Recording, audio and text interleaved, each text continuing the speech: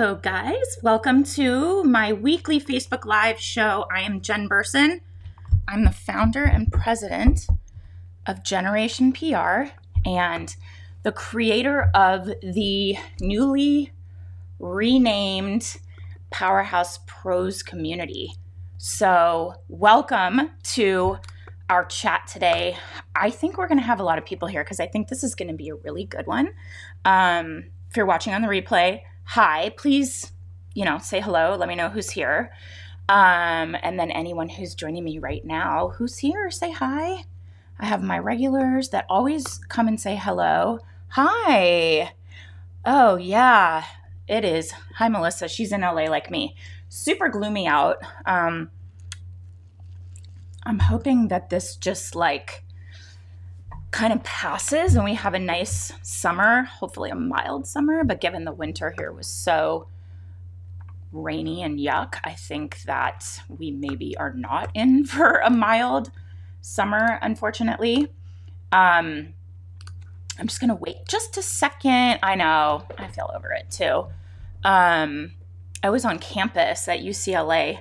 My husband got a business award, one of the Bruin 100 top businesses of the year, which was super cool.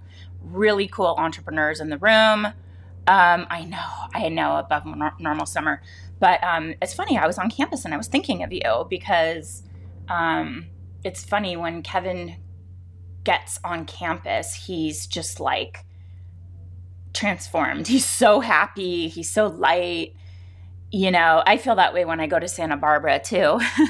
So we go to family camp in Santa Barbara. Thank you. I know, I'm really proud of him. When I feel we're on campus in Santa Barbara, I just am I just love it here. This is my jam. I'm in my zone. I love it so much. And I haven't really been on campus at UCLA with him. And I saw him, get his award and he was just beaming. It was very, very cool. So I'm really, really proud of him and excited for him to have that recognition. Hi, Nicola. How's Dubai?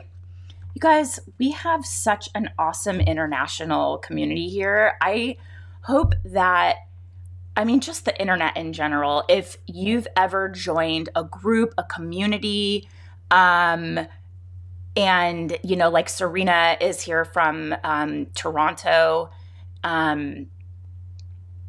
It's just the coolest thing to me that we are able to connect. Dubai is getting hot.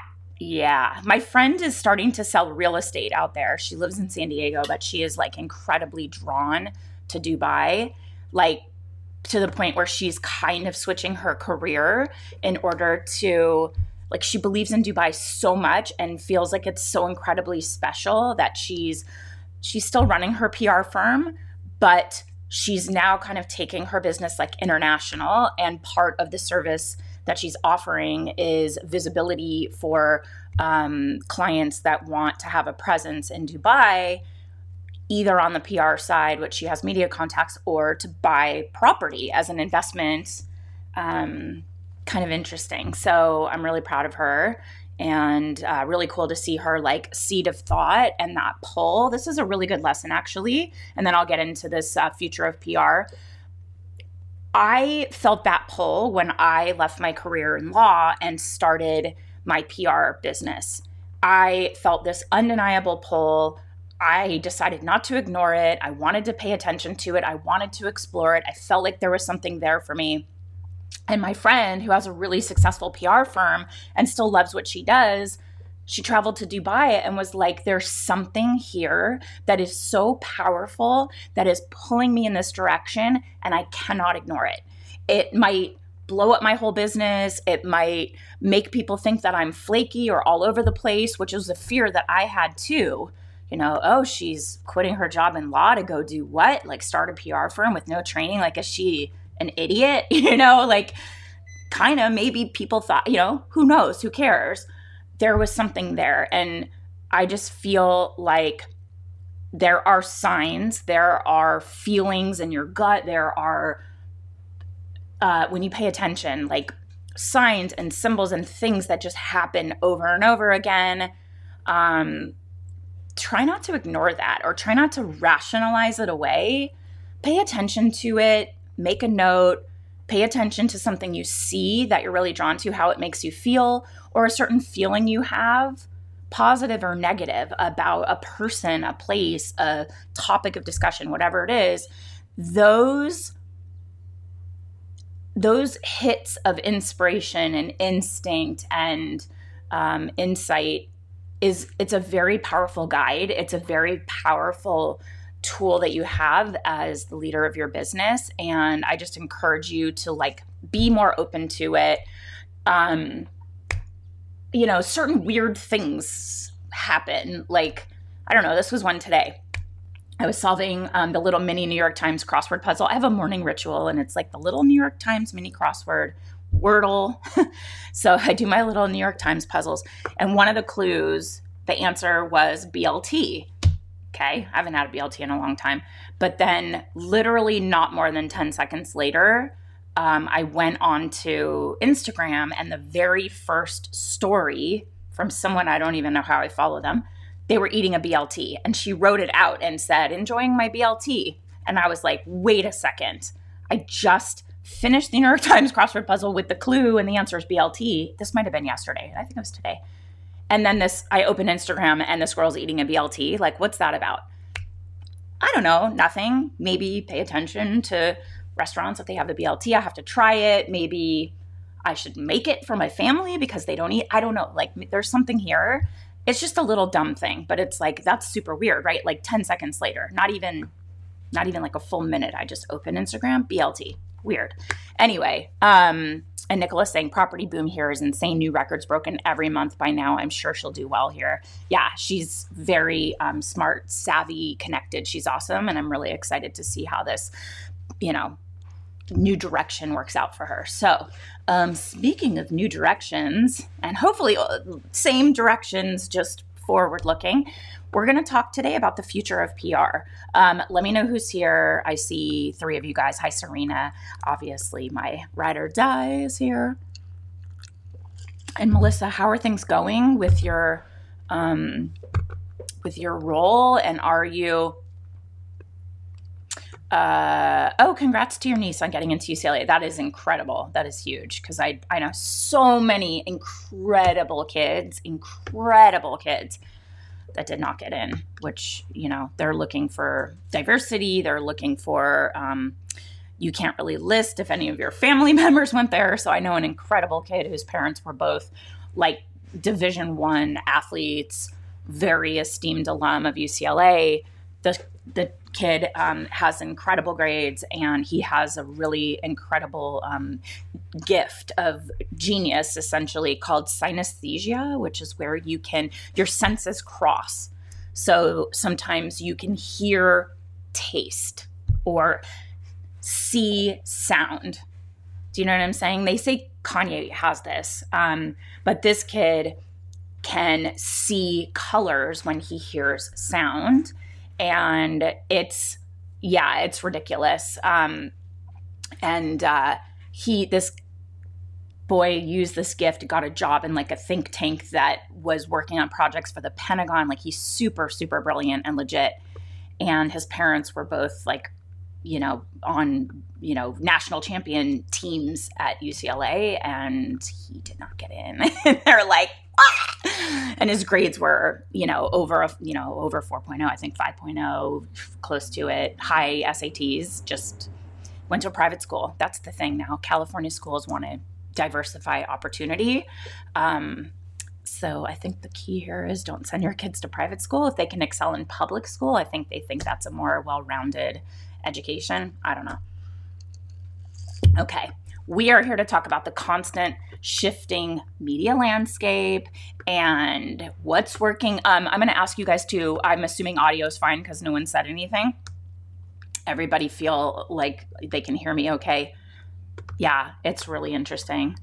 My husband and I joke, like, we would not have gotten into our universities if it were now. Like, we probably wouldn't have gotten in, which is crazy to think. But okay, so what is the future of PR and what tactics still work? I'm going to share 4 with you that We are still converting using these tactics. So as PR pros, it's our job to help our clients navigate. And I've been in PR 18 years, and I've been hearing since the day I started, like, the sky is falling, media is dying, right? We know the media landscape, it's constantly changing. And especially the past few years have brought some pretty significant shifts to PR. And we used to have kind of our tried and true tactics. What once worked 100% of the time before now maybe isn't the right strategy anymore. And there are new channels and social and other avenues customers are turning to for information, for entertainment, and those are obviously making a big impact on their time and attention and then their buying decisions. So as PR pros, we need to be ready with the new tactics as the future of PR continues to take shape.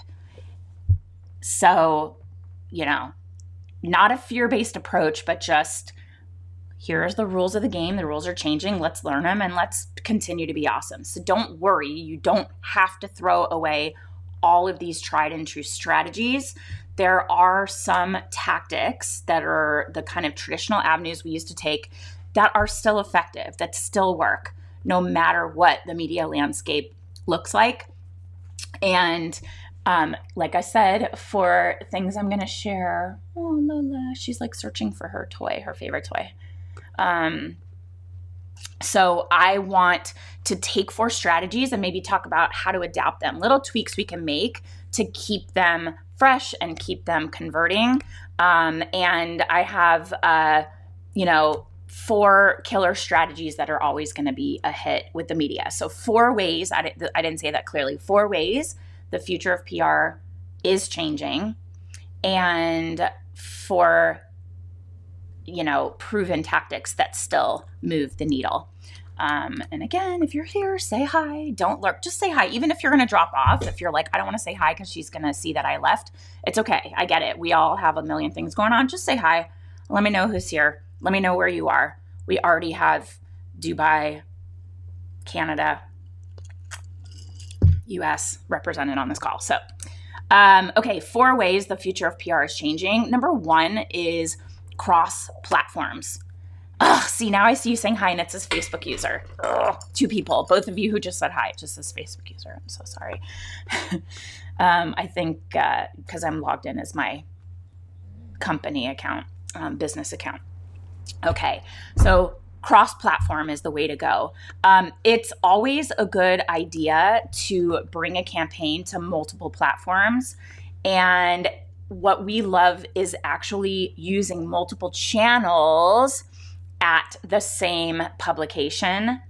And that is going to be, I think, a key tactic going forward. So we know, like, when we talk about heritage publications, like owned by publishers, the traditional publications, the ones that are like our heritage titles, they've always had like print, maybe they've moved over to digital. So it's always been a good idea to approach multiple channels at each publication. This is going to be a really key tactic moving forward. So these big outlets, they'll have their print, hopefully for a little bit longer, a lot longer. Their digital sectors, we are seeing some of them launching podcasts. They have a huge presence on their social media platforms. And you can take advantage of some have, we've seen radio shows, TV shows. The biggest ones I've seen are print would go to an online version of the print magazine. They might have a podcast with some of their editors or a couple different podcasts of different editorial focuses and topics of discussion. And then they have their social presence. And it could be, Instagram primarily, or maybe they've moved on to TikTok and they're putting a lot of effort into it. You can take advantage of all of these, or most of them, some of them, to get your client in front of the widest audience. So savvy PR pros, we're learning that we need to know how to execute a campaign across multiple platforms and adapt or change the message to suit each channel. because what resonates with print readers might not have the same impact on TikTok viewers, or, pitching the founder of the company as a really good guest for their podcast might not be the same kind of thing they would cover in their print magazine.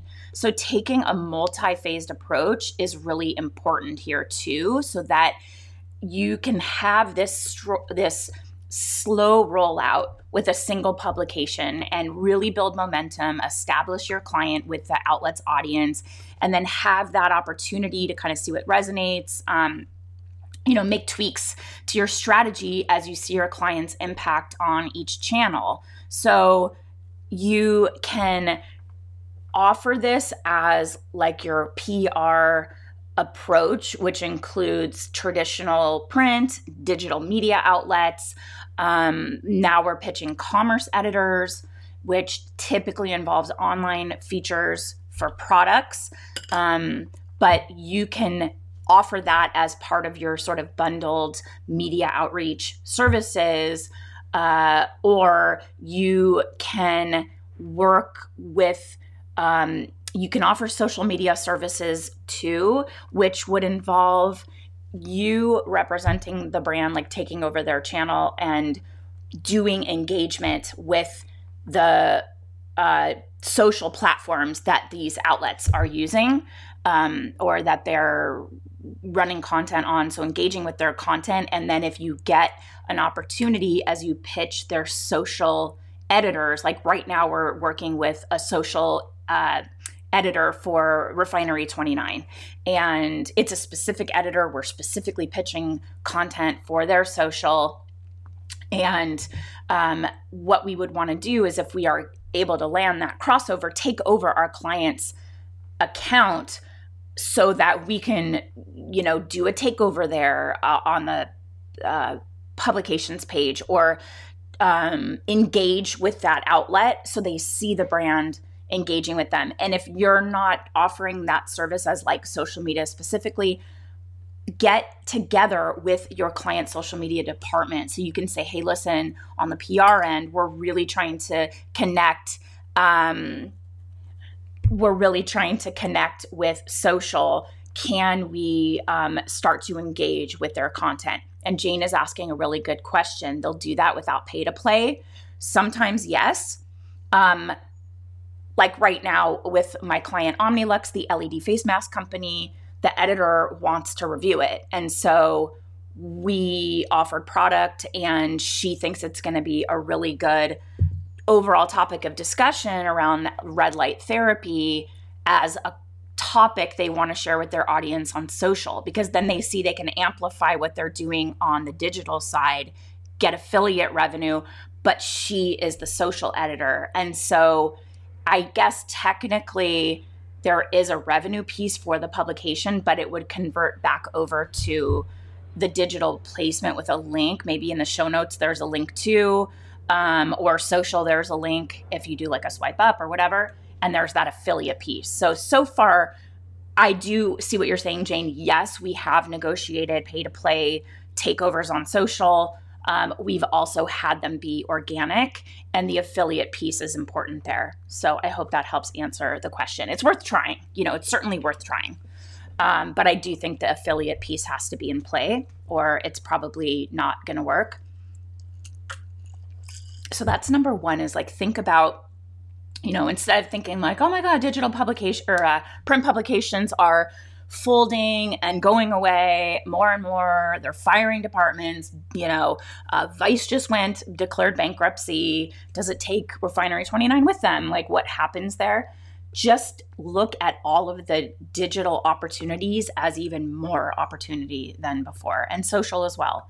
So that's one. Number two, AI. Okay. AI. What's really scary is that the creators, like many, many creators of AI, have kind of come together and signed like a statement saying that this industry needs regulation, or we we risk extinction, which is freaking terrifying. So in that sense, AI, like over time, you know, it's learning, it's getting better. Like, what do they mean by that? That's a little scary. I'm not going to get into all that. I know we're afraid AI is going to take over our jobs. You know, that's like sort of the immediate, like, oh my God, have you ever had AI write you a press release? Like, it's not close. It's not there yet. We're not going anywhere anytime soon. You still need that strategic human input. It's only as good as the input. Whatever it spits out is only going to be as good as what you feed it to get what you want. So AI, artificial intelligence, consider it a friend for now, not your enemy. So try not to bury your head in the sand and ignore it. I think those of us who have grown our businesses over time, who've evolved and adapted, like I said, I've been doing this 18 years, we haven't turned a blind eye to changes. We have embraced them and said, how can we use this to stay relevant and top of our game? So brands and publications and other PR pros, they're already using AI to streamline their processes. You know, look at the impact of ChatGPT. People are using it to create ideas, inspire content, pitch angles. You know, use AI in the same ways in those same ways in your agency, but you also need to prepare for how AI can affect media as a whole. So on your business level, use it to start, get ideas, and you refine it.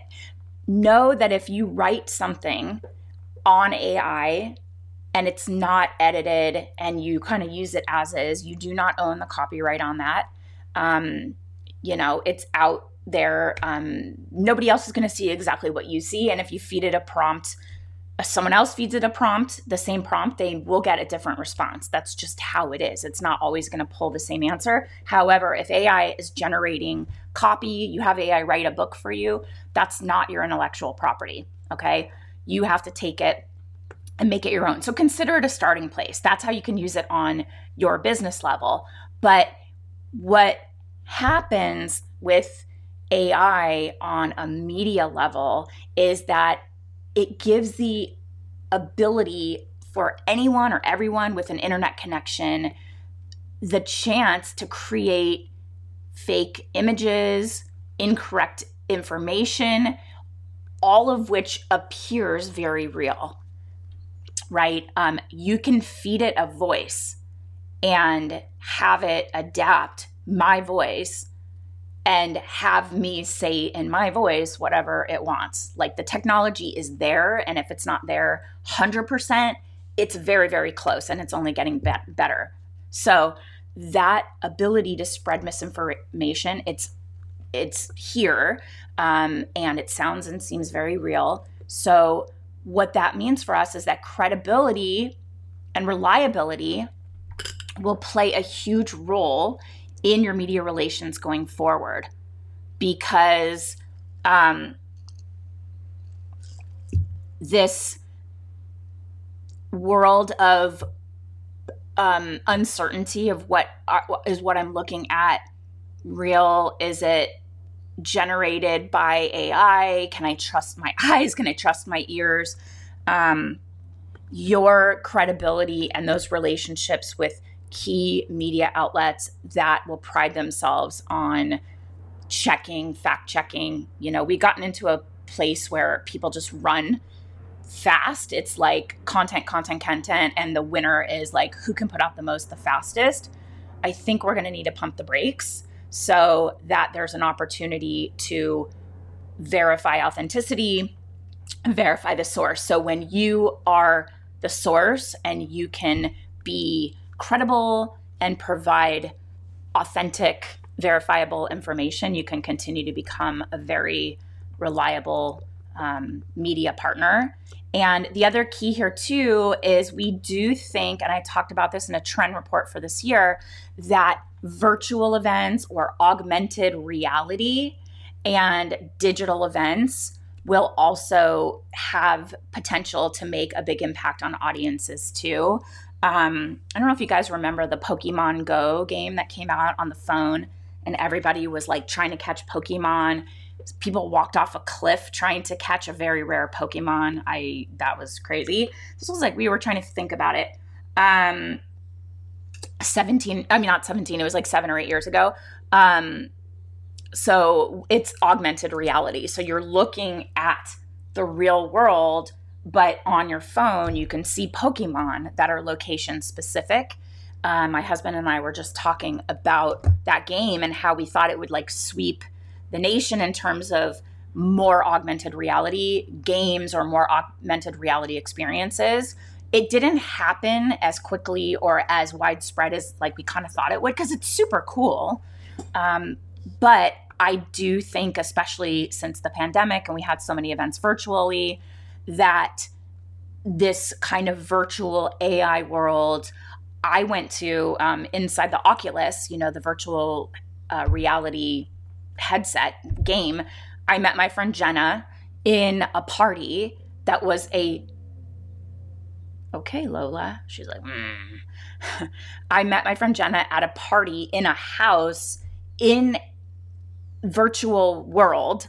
There was a Jenna avatar. There was a Jen avatar. We were walking around a party with our own voices, with our little avatars. And the house we were in was a real house in like the Hollywood Hills or something, with like a rooftop pool. And it was kind of crazy, but it was like really hanging out with this person and you're just in this thing. So brands could get on that. There could be cool ways that AI will take over and be useful in that way to connect with customers. So we're not burying our heads in the sand. We're using it. We're going to embrace the positive and be cautious about ethically using it, for creating content and things like that. So some strategies that don't get media attention, they just won't convert anymore. Obviously press releases, that has been on the sort of not going to convert into features realm for a long time. Up until a few years ago, sending press releases to the media was still an okay way to get your news to multiple sources at the same time, but it doesn't convert into features, but it actually goes double when you're sending something under an embargo. So embargoes, the media is working so fast. They're just not going to pay attention to something that you put under an embargo. So I think that it's kind of like a joke to publications and journalists now. They're going to laugh at you. Like, they're just going to be like, embargo. Like, that's just not, the news cycle just is so fast that they're looking for stories and news that are tailored to their specific niche, the outlet, their readership, and that they can just run now without having to, be concerned about your embargo. So definitely, we've all known for a long time press releases, and then exclusives too. Exclusives are not always working unless it is like a total get. Like if you have a celebrity you represent and they have something major going on in their lives and you give People Magazine the exclusive, maybe there's payment involved, like sometimes that happens. Those are not, it doesn't, sorry. So if you can offer an exclusive, yes. But it has to, again, be targeted and tied to that publication. It can't just be like a random, they're going to be like, why would I care about the exclusive access to something that's not relevant? But if you, instead of offer an embargo, go for, who's a Facebook user with the film? I just want to have a conversation specifically. No, it's not bad. It's not bad. How did you send it? You issued a press release on the wire, like you actually issued the press release, right? And this is for a film. Is this Tamron? Oh, Tracy. Hi, Tracy. I just can't see your name. I'm so sorry. So what we recommend is you can have that press release, but so you sent it over email. I would boil it down to a pitch. So rather than you can have the press release kind of attached, like at the end, like see more if you would like, not attached like a document, but inline. So you have your whole pitch, your signature with your, your call to action, what's next, and then the press release is at the bottom. But the top should still be a targeted, tailored pitch that is specific to that publication. So a press release is not a pitch, right? You can say for more information and see the press release. You can also do like a media alert with the who, what, where, when, why, how kind of information. But that should also have a pitch with it so that the publication can see why this film is relevant to them. Why do they care about it? And if they want to learn more, they can read the press release, or you have a call to action for the next step of them considering your film for a feature, a write-up, an interview with the director, or whatever. Like, you have to have a call to action. A press release does not have a call to action. And if you write a press release, that publication is going to say, well, they just sent me a press release. This isn't necessarily for me. You want to make that email pitch about them and why they should care about your film. Do you see the difference? It's not bad. It's just not going to convert to features.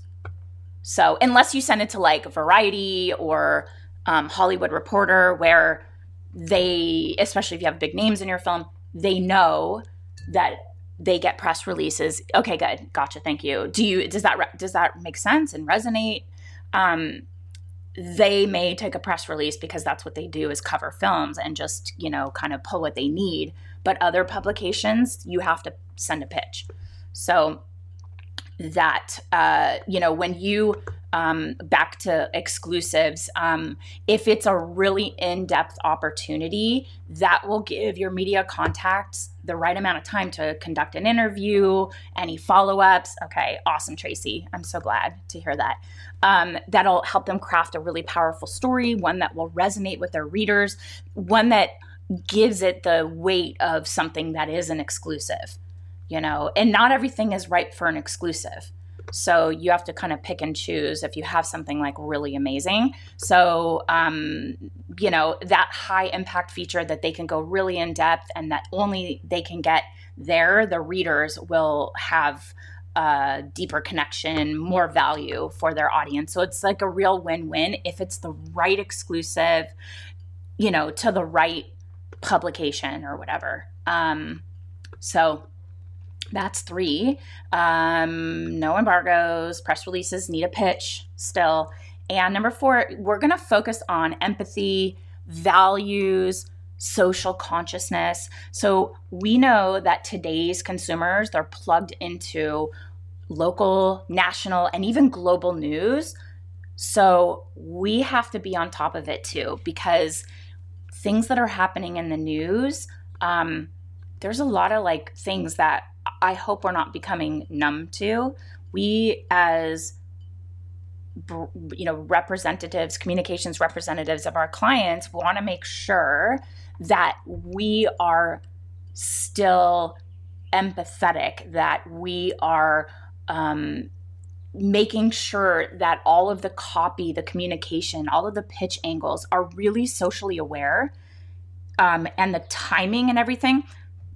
It takes the state of the world into account, because what's happening now is consumers are voting for companies that align with their values and their ethics and their,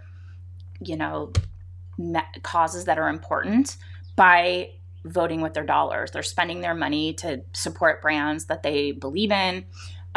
Consumers, they don't want to support a brand that might just carry on business as usual during a crisis, maybe even if it's happening on the other side of the world. Sorry, I'm doing the graduation committee for my son. I was like, I don't know that I have time to do that. And then the moms who asked me, they're like, well, we know that if you want to get something done, ask a busy person. So I was like, okay, I'll do it. It's like my last volunteering thing. My son's graduating or having his culmination from elementary school. He's performing a rap that maybe I happen to have written. It's very good. It's very funny. It's very cute. And he's super charismatic. It's like, it's going to be great. So now the moms are like, da, da, da, da, da, da, chatting about the graduation because it's in less than a week. It's in like Tuesday, next week, Tuesday. Okay. So, you know, like this used to be a big deal when we were running social accounts for clients. We would, you know, when things were on autopilot and you had things just like running and there was like some major crisis or national news story, you know, and clients were just like, get your, you know, moms love this, blah, blah, blah. And you're going, oh my God, like you can't just, you know, you have to address this. We have to guide our clients in that way. And we know also that value-based storytelling is going to resonate with the most, that's what's going to resonate most with your clients' customers, with the consumers. They want to see your clients walk the walk, not just talk the talk. They need to take action. They need to show how they're taking action. They're not just paying certain things lip service, right? Like a true commitment to diversity, equity, inclusion, all of those policies.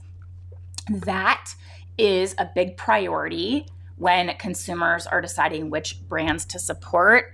I actually just saw this happen in the reverse, and I think like Chick-fil-A has a DE&I chairperson, and they sent a letter that was very neutral that was like, we want all people to have a great experience when they're dining with us. And some conservative groups were like, you're too woke. I think we don't worry about those people as much. You know, I think in general, it's a good idea to help clients see the importance of diversity and inclusion, not just in how they're representing the brand on social, but in their hiring, in their C-suite. Like who's, you know, running the company, who's advising the company? Do they have a DE&I advisor, and how are they learning and growing? Like one of the things I think too that was really incredible, the founder of, was it North Face? Was it North Face? I'm trying to think. Either North Face or REI. I think it was North Face. Like a billionaire decided to give away like all of his wealth to environmental causes. Like, you know, made that announcement in his life. Oh no, he gave the company, right? Like he took the company and he put it into a charitable organization. Yeah, they have taken woke from Black people and are trying to weaponize it. I mean, I am just like, are you freaking kidding me? What is going on here? Also, who is that? I want to say hi. Who's there? Wow, they got you. Who? I'm sorry. I just can't see who's there. But yeah, I thought that was like really incredible. I'm like, I will buy every outdoor item from that company forever because that is just incredible. You know, if our government's not going to do anything, we need our private corporations to, well, I guess publicly traded company, but to do that. Oh, hi, Kim. How are you? It has been a minute. It's so nice to have you on here. How are you? Okay, so the 4 kind of ways that it is changing and what we have to pay attention to, focusing on cross-platform promoting of our clients, embracing AI. It's our friend. It can be not our enemy. Just, you know, wrap your head around it. Kind of, you know, kicking some old strategies to the curb, like just issuing a press release or putting something under embargo. Maybe focus on giving a very well-aligned story to a publication. They sure did, yeah.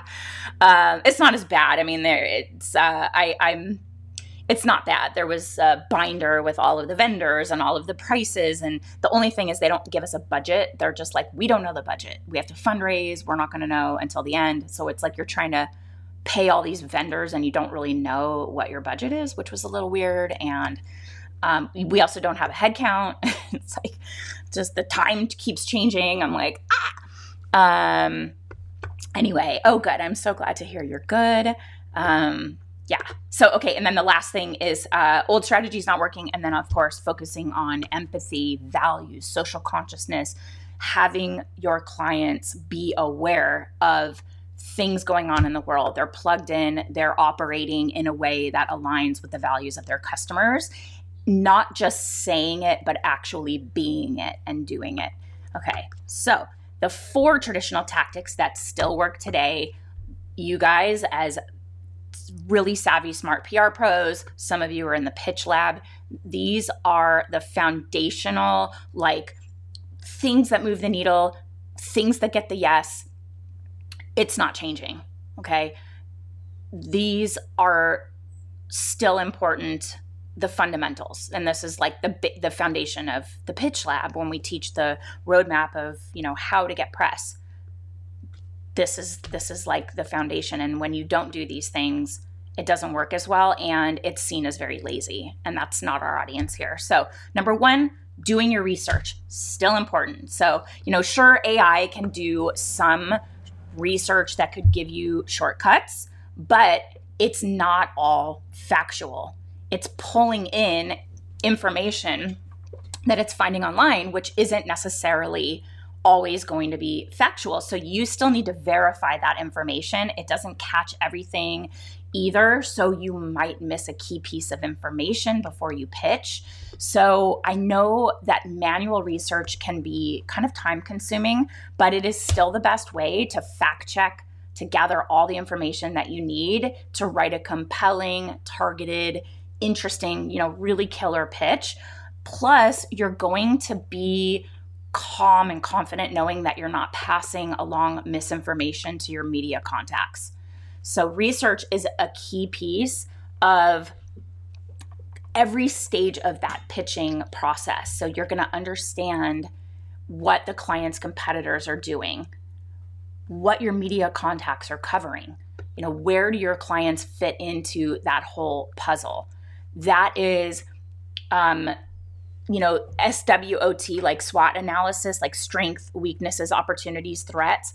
That's a really great place to start when you just start working with a client. And part of that is looking at their competitors and what they're up to, where they're getting featured in the media, like what angles are working for them, how to distinguish from those competitors.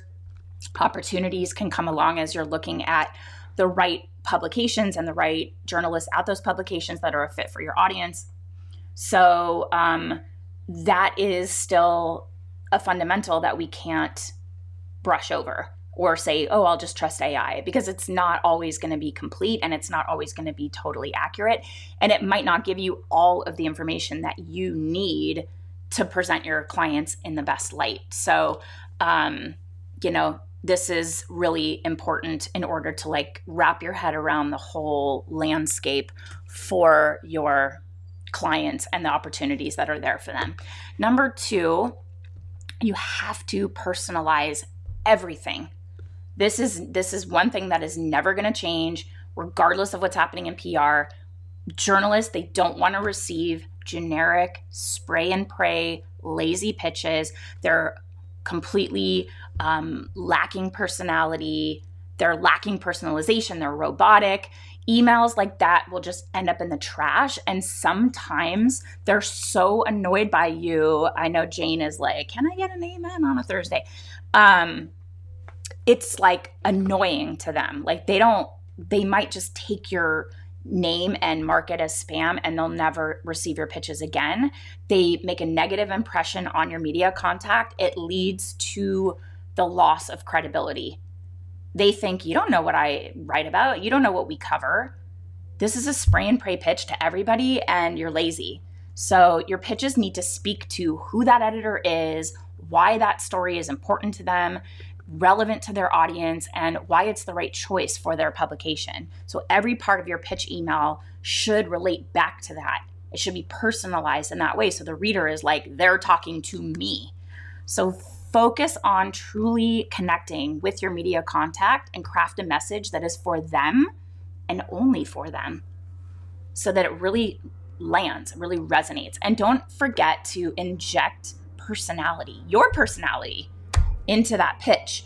Your media contact should get a sense of who you are as a person and as a PR pro from your email. They're either going to feel like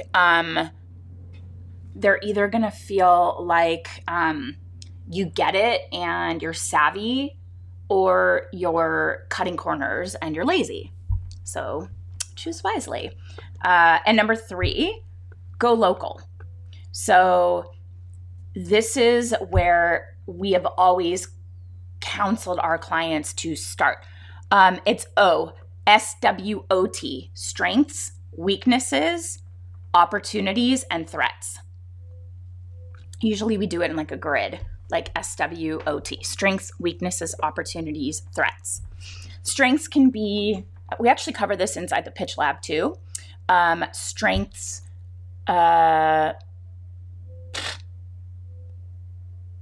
digital marketing. So you said here, sorry, one sec, just met someone who has a digital marketing company. They are using Chat AGP. Do you mean GPT? That? Instead of writing what?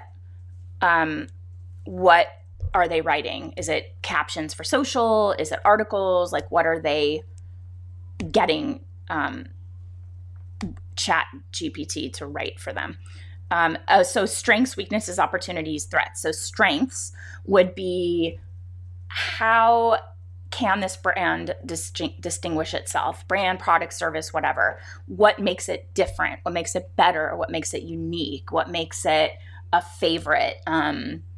What are they doing better than anyone else? Weaknesses, it could be price point. Is it the most expensive on the market? Is it, maybe shipping is expensive on their website. Maybe the packaging looks dated, or their website is dated, or their social media doesn't have a through line of content pillars that make it really clear what this brand stands for. Like, you're doing a whole assessment of the brand's presence, products, their customer facing website and social, all of the above, to figure out where their weaknesses are and how they can improve them.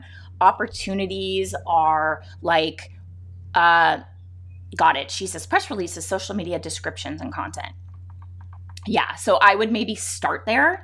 And then, again, it takes the skill of a person to input the queries, the questions, feeding it let's say there's an email you wrote that was really well received, that converted really well, feeding it that email that you wrote and say, like, learn this and do more in this tone or in this style, with more humor or whatever. So it still takes a person, and then whatever it spits out has to be fact checked. It has to be customized and tailored. It's a good starting point. I think the best marketing companies, PR firms, the best copywriters are going to use AI to be more efficient. Do you see?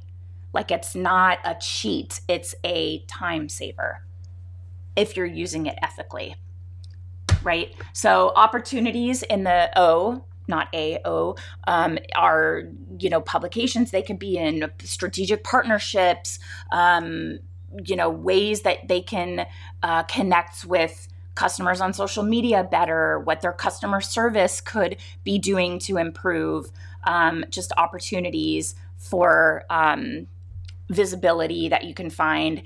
And then threats could be things their competitors are doing, like launching something new that is very similar to their product. It could be their pricing is inconsistent and the customers are getting confused. Like, it could be just something coming along, taking market share, or not having a affiliate program in place. That could be an opportunity. And also their competitors offering a really high affiliate commission is definitely a threat. So that's how you can start to look at, like, how to make your clients' overall positioning better. So that's SWOT analysis. It's a great place to start. And we cover that inside the Pitch Lab in more depth with examples and things like that. So again, go local. This is the third, like, tried and true. Large national media corporations, they have the reach the clients want. Everybody wants to be on TV. Everybody wants to be on Good Morning America, Today's Show, but they are not the best place to start. And it might not even be the best place for your audience if they have a local presence, or they can only service customers on a local basis, or they need to get their credibility going. Local's a great place. So local news has a significant impact on the community, and it can be a major driving factor in growing your client's customer base when they are either a brick and mortar, or let's say like a nutritionist in a certain area, personal trainer, an esthetician, a psychiatrist, or something with a local presence, and they want to have more customers in their geographic region. This would be a great place to try to connect your client with local publications, regional magazines, maybe a local TV show, like a morning segment. This could also be your client's hometown. So there's that local tie-in, that they are like local hero makes good on promise, or what, like a successful business spotlight of somebody who grew up in the community, or if their product is available in a store in a certain region. That's also a good opportunity to pitch local, because national coverage is really hard to secure, especially if you're trying to get somebody on as an expert or a speaker. We're going to talk about experts next, but they have to have a reel. So you want to use local news to help your client establish that media presence, gain credibility with a wider audience, get speaking practice with TV, radio segments, podcast interviews, start to hone their message, see what resonates, and then build that reel. And so now you can have a 60-second reel of their best appearances, their best moments, and you're showing they're telegenic. They are able to carry a segment. They inject their personality. Oh my God. Oh God. This is like, how many? 15 messages from this mom committee thing. The moms, they just are relentless.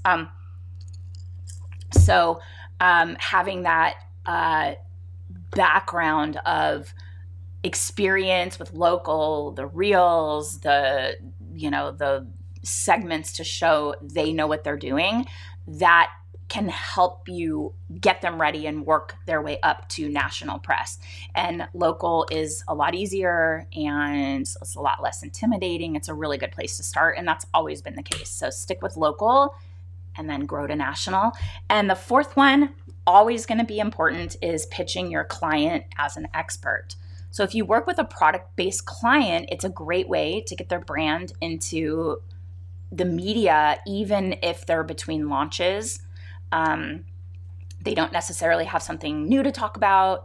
The founder and their story, their expertise, your client has that deep expertise in their niche, and they can share what they know. It's a great way to talk about a trend, a way to show what's happening in a certain industry from an expert, and then maybe, oh my God, stop.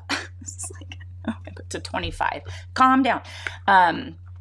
It's a really great way to start getting the client honing their message, whether it's something about their story being inspirational or their knowledge being a really good value add to the media. Like, they want to write a story about a topic, and they're looking for that deep expertise of somebody who knows the niches that are they're relevant in the news, but they don't necessarily have the best information that comes along with maybe a certification. Like, for example, we have used this quite a bit I have baby and kids clients. I have a breast pump. We have a lactation consultant. She's not the founder of the company, but she knows she's like a board certified lactation consultant. We also have a board certified sleep expert. We have a baby monitor, and we also have a doula who is certified. the media wants to feature these people for their knowledge, to round out stories, to make them more credible. And they are able to talk about our clients' products as part of the story that aligns with one of the tips. So that's been a really great way, still converts, actually probably the number one way that we're converting right now. We have an LED face mask. They have a bunch of board certified dermatologists on their medical advisory board. They have independent clinical research that and FDA clearance to make the claims they're going to make, but that back up their claims. And the doctors are available to talk about that. So they can talk about red light therapy, who it's for, who it's not, how it's helpful, and then mention the client's product in that pitch. So they can be the focus of the interview, or what we've been doing is contributing a few quotes to the story. You start by pitching the expert, pitching your client as the founder, talking about what they're an expert in, how they can talk about their journey, what they've learned along the way, or what they know about the industry. And then over time, and you continue to pitch it, and then over time, the media starts to come to you for your expert. So we get them coming to us for the sleep expert, the doula, the lactation consultant, whenever they need to round out a story. It's been great, like tons of press. That's even if there's nothing else going on. And then of course, like HARO is a great place to find these contribution requests that are looking for specific experts on a topic. And what happens is when your client appears as an expert in the media, it gives their brand major credibility boost. It does have an SEO value if they link back to your client's website. It inspires consumers to trust your client's brand, keeps them in the best light in the media. And you, as a PR pro, are showing your media contacts. You're being a partner to them. You're helpful. You have a credible source for them. You're responsive. You are providing them with value beyond just your usual pitches. You're making a certified or esteemed member of the community they're looking to source available to them to share their expertise, and you made it super easy. So if you don't have somebody for your clients that is an expert that would be a speaker or spokesperson on behalf of the brand, if it's not the founder, then we have proposed finding some. And so if you're going to be helping to find someone for your client, a good way to do that is through social media, where they're sharing a lot of content, and you look at their bio and you go to their website and you see that they are board certified or that they are registered with whatever organization is important to their credentials, that they are credentialed, find out the ones that are important to give them credibility in their space, and propose to your client, you know, we would love to have a spokesperson with these credentials, and we have a few names on a short list, and they can look and see if they like the tone. And you also want to reach out and let them know what's expected of them. So like, are they super responsive? What's their typical turnaround time? Do they want to be paid a flat fee per month or per opportunity? Are they okay with just visibility alone? Because sometimes you're doing PR for them. Are they willing to go on TV? And then be clear that certain shows like Today Show and Good Morning America will not take experts that are paid by brands. They have to be neutral experts. Certain shows do, like Fox and Friends, but The Talk, you know, Today Show, Good Morning America, The View, they don't want paid experts. They want experts that are bringing uncoerced opinions to their show.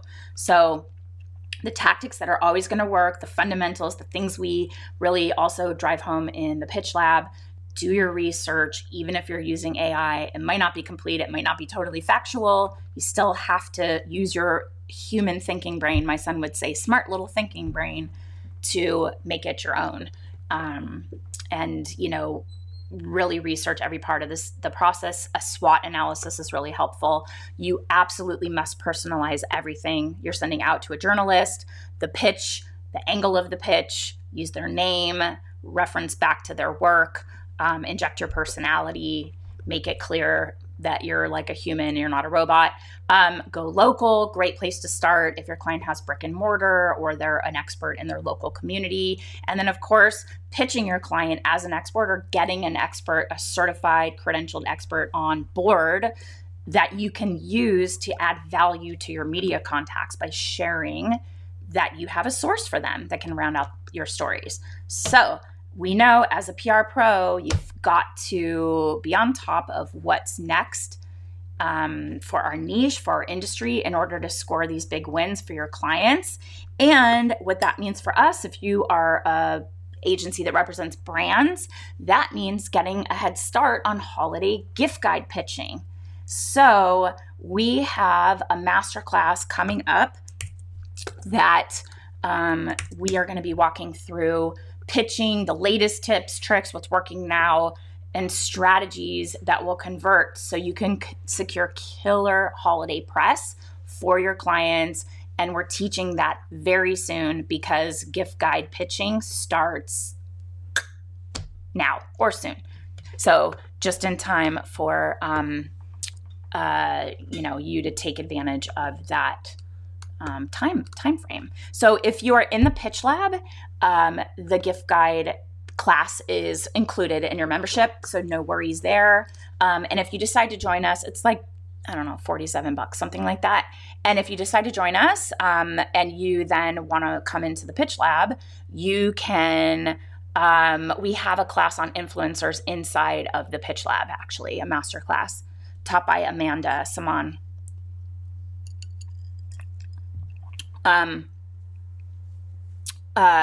Where did we also just talk about influencers? Oh, we talked about getting Amazon reviews and working with Amazon influencers. We just had Ashley Victoria do that masterclass on Wednesday or Tuesday. But like I was saying, if you are in the Pitch Lab, you get to come for free. And if you want to check out the holiday gift guide and then you decide to check out the Pitch Lab, we'll take whatever you paid and apply it toward. It's like a win-win situation. So we'll apply that fee towards any membership in the Pitch Lab. Does anybody have any questions for me, either about the holiday gift guide, masterclass, about changing media landscape, what's working now? I was here last week. You guys saw me. I found like a Vogue feature we secured. That's another thing. Media monitoring. Google is not picking up a lot of these features. I don't know if they're like no follow links or if sometimes they're not SEO optimized for some reason. I don't know why, but publishers have found a way to hide certain things from Google search for, I don't know why they would want to do that, but there's one reason I know why they do it. If it's a paid feature, they hide it from Google because Google will kind of ding them on search and relevance if they know that something is sponsored. Oh yeah, baby Jane just got time.com. Do tell. Did it run? Or you just got confirmation? I would love to see it. Like I'm hinting at a link if you're able to share, but congratulations. That's huge. We just got Vogue. We got Robb Report. We got Daily Beast. We got, what else? I have to clip them. So I have my window open here. Let me see. Vogue. I mean, this is just from one client. So I have a third party. I use Prowly. And I love their, what is this one? Stylecaster. Style Cartel is another one. I don't know. There's a bunch here. It's going up any day. Yay, yay, yay. Facebook user, I don't know who asked, are you still taking enrollments in your academy? Which program are you talking about? Agency Accelerator or the Pitch Lab? We have a lot of offerings, but yes, whatever you're interested in, let me know. We can help you out and direct you to the right place to sign up. Oh my God, you're right. They are relentless, these moms. Oh my God. Another Zoom. Let's get on a Zoom. Let's do this. Volunteer. Go to school. Blah, blah, blah, blah, blah. I know a lot of these moms are working too.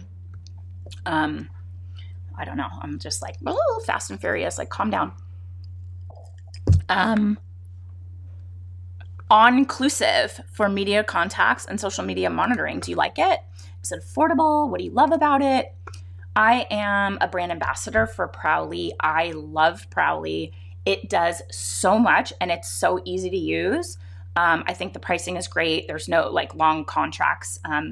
We have a lot of different members using my same login, members of my team using my same login, super reasonably priced. I have an affiliate link if you are interested in getting a free trial. I'm going to see if I can get it for you. Let me see. Where is my affiliate link? I think I have one. Oh, wait, that's not right.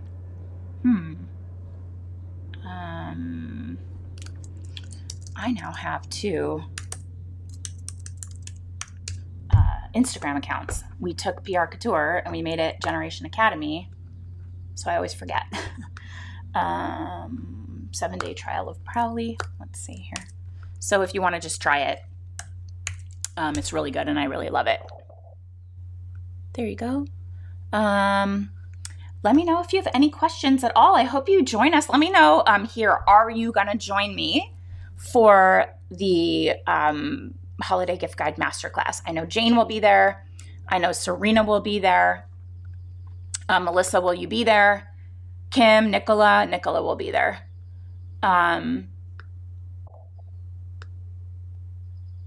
Oh, not cheap. Big client that paid for the works. I can add up to 5 people. That's very cool. For the next year and a half. Awesome. That's great. Love it. Love when a client pays for your platforms. I don't have any clients paying for any platforms, but that's super rad. We just build it into the price. I hope you guys are all doing that. I had a member ask once, like they detail out how much the client, okay, good. They detail out how much the client pays for the platforms. And I'm like, no, build that into your pricing. Like they don't, need to know what you're paying for all these things. I mean, they just know they can't do it on their own, all the different services you're using, and it's like spread out across all your clients, but build it into the price, into your retainer. Don't let them see that. Doesn't matter. Anybody have any other questions? Thank you so much for being here. Trust your instincts, you guys. Just pay attention to what's happening around you.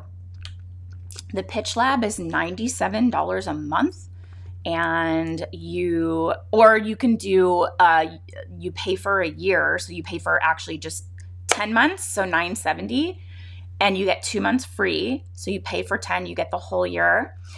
So it equals 2 months free, and you get instant access to all of the content, which the key there is the roadmap, which is our entire strategy to leveraging approach to pitching the media. It is a foundational PR program that is really good. We used to sell just that program alone for over $2,000. You get the monthly execution plans. There's all these master classes like we talked about here. There's a community, there's coaching. It's a lot. You get a lot of really good value. And there's also some bonuses. You get like a media contacts database. That's our database. It is a community curated, PR friendly contacts database. There's all kinds of things. You get some pitch templates as a bonus if you do the pay in full for the year. That's what I would do. Total no-brainer. I like saving money. I like getting really good, useful bonuses. But it's really, really good. Just the execution plans alone are worth their weight in gold. I think, what did Chrissy say? Pitch Lab is awesome. Totally worth it. These were some things I clipped. That's Agency Accelerator feedback. Oh, just started the Pitch Lab. Love it. Feel more confident telling people about my services. So yeah, it's really, really good. I'll link the Pitch Lab if you want to read more about it. Very proud of it. We launched it in the middle of COVID, actually the beginning of COVID, when our community needed more, support. And so you can join for monthly, and there's no minimum, cancel anytime, fine. And then you can also do the annual. Best investment I've made this year as a publicist was investing in the Pitch Lab. I loved the Generation Academy. Well, our whole suite of programs is Generation Academy. Which program? And is that Kim? Agency Accelerator, the Pitch Lab, Lead to Landed. If you're curious about what we have I can show you just a link to our programs. And then you guys can check it out and let me know if you have any specific questions. And for the person who asked, yes, we can still get you in. Go here, support@generationacademy.com. That's Miranda. Reach out to Miranda and we'll get you in to whichever agency accelerator. Yeah, we just closed enrollment, but we can get you in. I think there might be like a bonus or two that what we were offering during our launch period. But reach out to us. We'll get you in. Like, our goal is to help as many people when they need it as possible. So if you want to get in now, now's the time you have to focus on it. Who am I to say no? Like, we're here for you. So just reach out, support@Generation Academy. That's Miranda, and we'll get you in the program that is like the right thing for you. She'll talk to you about what's a good fit. So thank you guys so much for being here. Next time you see me, I will have a little graduate of elementary school who gave a rap speech at graduation. It's really funny and really cute. And I'm going to have 2 middle school boys. I can't even believe it. So take good care, you guys. Have a great rest of your week. Enjoy your weekend. And I will see you here, same thing, next week. Bye, guys. See you soon.